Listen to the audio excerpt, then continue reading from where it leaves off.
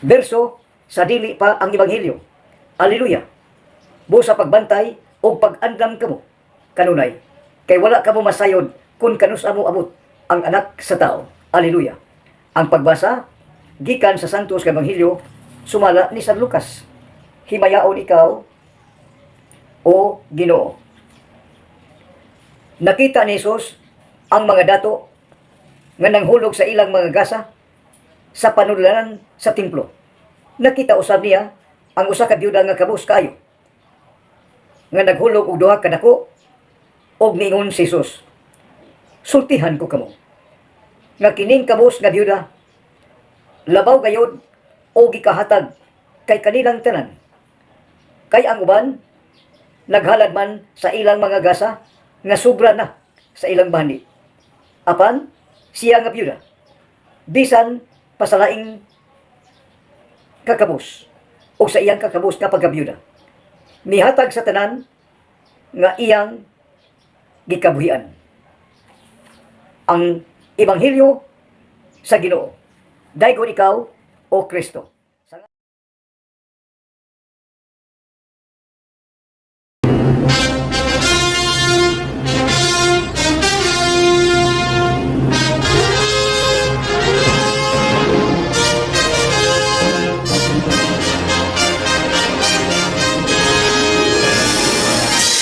Salamat kita sa ebanghelyo karong adlaw. Ang ebanghelyo karong adlaw pagpapalagigan ng laban. May tungod sa paghalad sa tanan sa adunahan o sa mga kabus.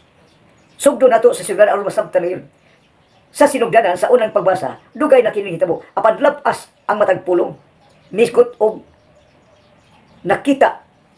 Kinsa nakita? Ang nakita mao ang gitugyanan sa Ginoo. Kinsa may gitugyanan sa Ginoo? Ikaw, ako, kitang tanan mga propeta o mga santos sa buhi pa. O nakita ang nating kariro. Nakita. Unsay nakita? Ang nakita ikaw, ako kitang tanan. Nakakita sa nating kariro. Kung atong pagasabton, ang nating kariro, mao ang anak sa Dios. Naabli ang langit. O nakita dito.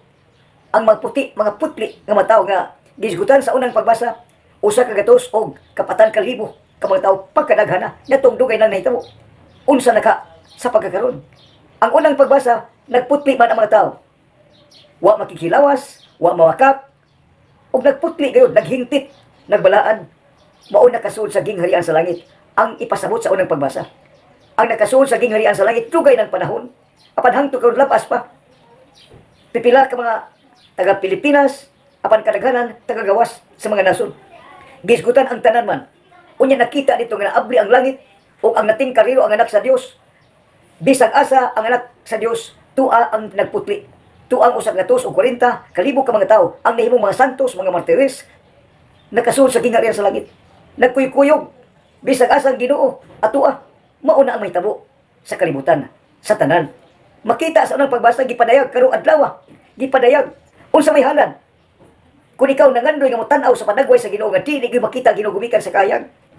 Nga unang pagbasa, madato ka man, makabus ka man, muhalad ka sa imong kaugalingon ug magmahimpit ka. Kay Ginoo nagtan-aw, nakakita ang Ginoo, nagtan-aw ang Ginoo sa imong gibuhat, sa imong gisulti, nagpati sa Ginoo ang tanan. Sa imong gibuhat, nakita sa Ginoo ang tanan. Labaw man sa tanan. Labaw ba ang Ginoo? Labaw sa siyang nagbuhat sa langit ug sa yuta. Ug sa tanang makita ug dili makita, labaw. Ug ikaw, ang ebanghelyo karong adlaw, nakita sa Ginoo. Nabati sa Ginoo ang imong isulti ug nakita sa Ginoo imong gibuhat. Diskutan man din sa templo, ang balay pinuyanan. Balay pinuyanan templo. Lay sa imong pagkatemplo, ang imong kaugalingon nature mo na. Ang balay pinuyanan templo, pinuyanan sa Dios. Unya ikaw gipuy aman ka sa Dios. Ikaw templo sa munang nature, aduna kay nature, aduna kay kinaiya, ang nature magdas kaniya batasan ang tanan. O ang balay alampuanan, adunay gitaod pinuyanan sa Dios. Unya nakita man sa Dios ang mga tao nga misimba. Kinsa man ang misimba? Ang mga tao nga mituo, misalig, mituman. Apan sulti ra kuton. Tuman, misalig, mituo, misimba. Unya ang mga dato, ang mga dunahan ning kalibutan, misimba. Nagdungan adlaw Domingo, Lunes maron. Pista karon sa Birhen sa Regla. Kagapon Domingo, nagganayan ang katawhan, nagpursisok, puno-puno halos ang simbahan dili sa Pilipinas. Wa ta may balo kung napuno-puno ba ang simbahanan sa gawas sa nasod. Apan sa Pilipinas, daghan ang misimba. adunahan, mga dato, ug nakita sa Ginoo ang tanan. Ang tanan mihalad, mihulog ba? Ang misimba mihulog. Unsa may hulog? Sa ilang gidala, ilang gihalan. Ang uban kwarta, ang uban sinako nga bugas, mais, ang uban mga tando, mga tanan, halad. Ug ang imong kaugalingon, imong gihalad. Imong gihalad ang imong panahon, imong katakos, ang imong gitawag og kinabuhi. Time, talent, and treasure. Apan ang adunahan, mihalad usab og kwarta, kwarta, kwarta. Ang kabus, mihalad usab.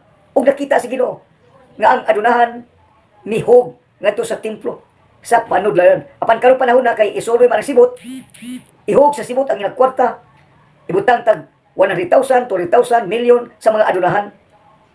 Mamilyon ka man, mabilyon ka man gikan sa adunahan, imong gihalad.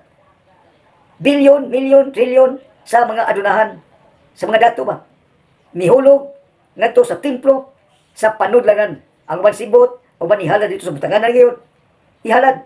Apan sobra sa ilang bandi. Muna ang mga adunahan, sobra. Muhalad ka ganing sobra. Sobra sa imong bandi. Nagtanaw ang Ginoo. O ang Ginoo nagtanaw usab sa mga kabus. Bisag usa ka dako, duha ka dako.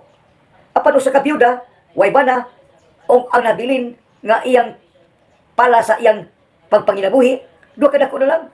Iyang gihulot ang tanan, gihalad ang tanan. Duha ka dako lang gani, gihug sa sibot ang tanan alang sa iyang kapanginabuhian. Ang tanan ngayon, iyang gihulot.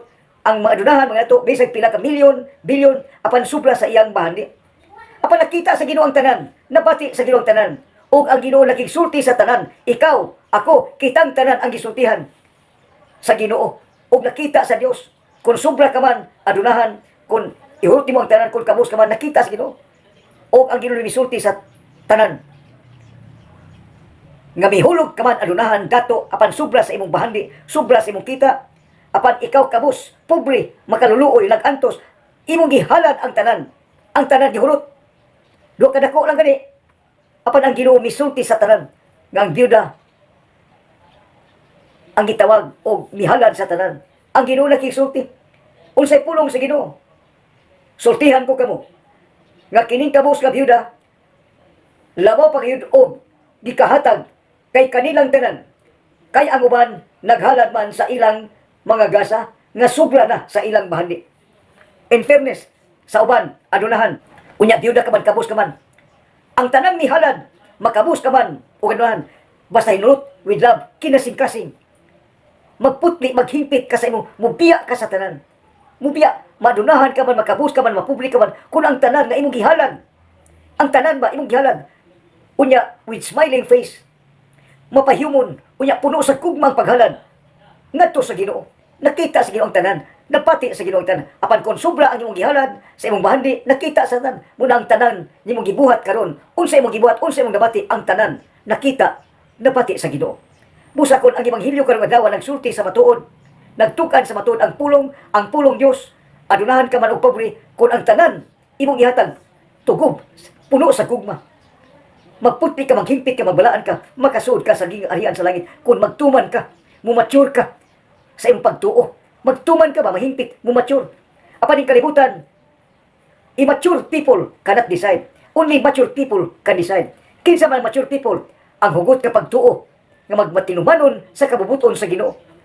Mihalad kayo sa tanan, siyang kinapuhi. Sa way paglingi ni bisan kinsa, gihalad, gihulot, gihatag ang tanan. Kay nakita naman ang bililhon sa tanan, ang Ginoo labaw sa tanan.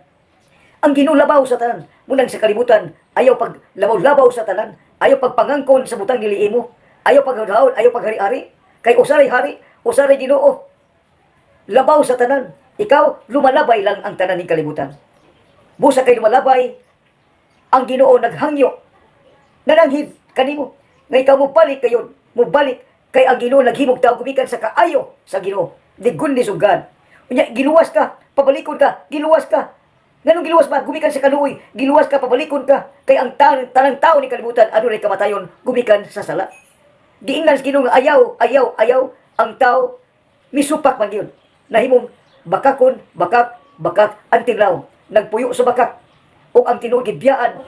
Apan ang Ginoo naghangyo nga mubalik sa pagtuo, mubalik sa paglaom, mubalik sa paghimaya, mubalik sa pagsalig, sa buhi nga Dios. Aron mahimaya ang Amahan, mahimaya ang Anak, mahimaya ang Espiritu Santo. Pinaagi sa pagampo, paghangyo sa mahal nga Birhen Maria. ang nagtista karong adlaw, ang mihalad siya ang kaugalingon dito sa templo. Unsay ganti sa anak ka nagpakapatay gumikan sa gugma sa katawan aron pagluwas. Ang ganti sa anak kami lingkod sa tuo sa Dios Amahan. Ang gahom, ang gingarian, ang himaya gihatag kadto sa anak. Munang labaw sa tanan ang anak. Labaw sa tanan, hari sa tanang hari. Gisgutan ka na kagapon. Unya unsa man karong adlaw, kun adunay hari gahapon adlaw kapisan ni Kristong hari, karon adunay rayna. Ang babae ulay nga naghangyo ang ikaw pabalikon. Ikaw mubalik sa pagtuo, paglaom, pagsalig, paghimaya. Aron may maya ang Dios Amahan sa langit. May maya ang Diyos Anak, may maya ang Espiritu Santo, pilagi sa paghangyo o pagampo sa atong inahan, usari inahan sa kalibutan. Ang imong inahan sa kalibutan, inahan mo na, apan inahan, usari inahan, ang rayna sa langit o yuta, mao ang mahal nga Birhen Maria. Munang gihalad siya, gumikan kay ang iyang ginikanan, buutan kaayo. Si Santa Ana o si San Joaquim.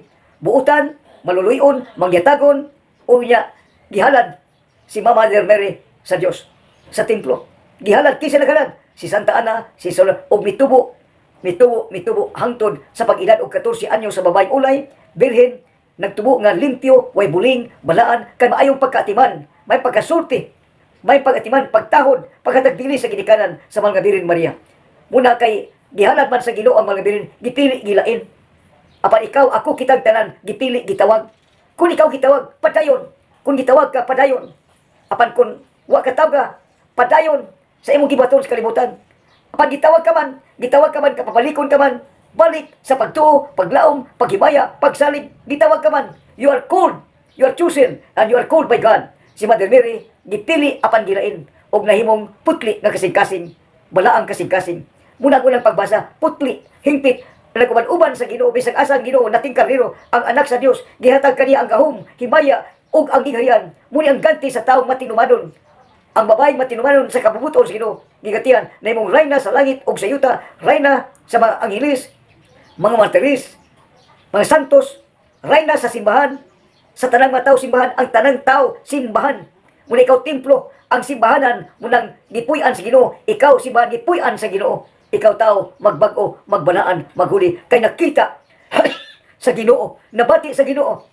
Kung unsay mo gibuhat karong adlaw, karong gigayuna, makita og nabati sa Ginoo. Busa ikaw pagputi, paghingpit, pagbalaan. Sama sa unang pagbasa, libo kalibo ang sa dugay ng panahon. Unya karong panahon na pagkadaghan sa mga tao sa kalibutan, lain-lain, nagkabahin-bahin. Busa ang Ginoo na nawagan sa tanang tao. Gibalik-balik sa mga santos kamisa.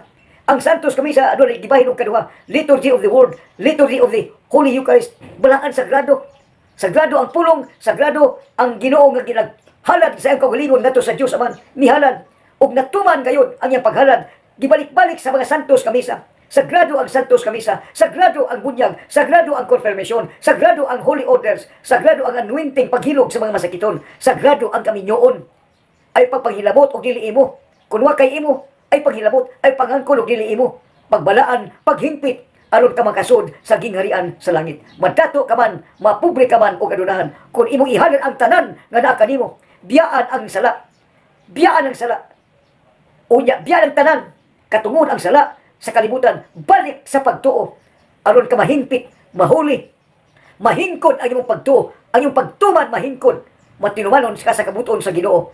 Makasuod ka sa gingharian sa langit. Kung ikaw magtuman og muhalad sa imong tanan ngadto sa Ginoo, ang bililhon sa tanan, labaw sa tanan, ang Ginoo nanawagan sa tanang mga tao, mubalik sa pagtuo, mubalik pagtuman, mubalik pag-alagad, mubalik paghimaya sa Dios nga usa hangtod sa kahangturan. Amen. Pinagi sa paghangyo, pag-ampo sa mahal nga Birhen, ang gihalad karong adlaw sa templo ni Santa Ana ug ni San Joaquim.